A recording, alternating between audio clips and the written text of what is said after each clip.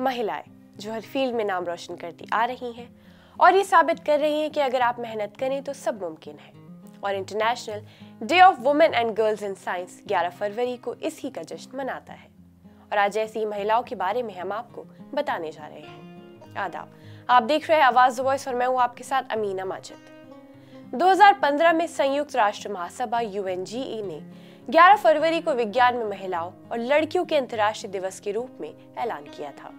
इस दिन को यूनेस्को और संयुक्त राष्ट्र महिला द्वारा लागू किया गया था और इस दिन को महिलाओं की साइंस, टेक्नोलॉजी, इंजीनियरिंग और भी कई फील्ड्स में महिलाओं और लड़कियों की अहम कामयाबी का जश्न मनाता है।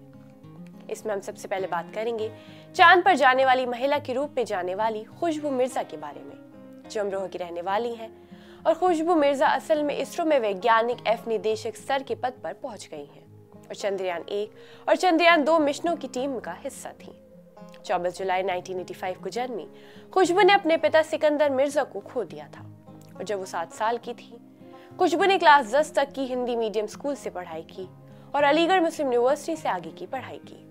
उत्तर प्रदेश में बहुत से लोग सोचते हैं कि वो चांद पर गई थी और इसलिए उनको मून गर्ल कहा जाता है। खुशबू उत्तर प्रदेश में एक महिला आइकन के रूप में उभरी हैं।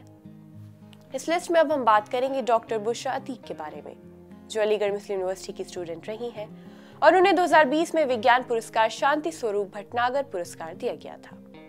IIT कानपुर में department of biology sciences and bio engineering में प्रोफेसर बुशरा अतीक की टीम ने कई संस्थानों को मिलाकर बनी टीम ने रिसर्च की और कैंसर के 15% मरीजों पर असर डालने वाले SPINK1 पॉजिटिव प्रोस्टेट कैंसर के एक सब टाइप की मॉलिक्यूलर मैकेनिज्म और उसकी पैथोबायोलॉजी का पता लगा दिया।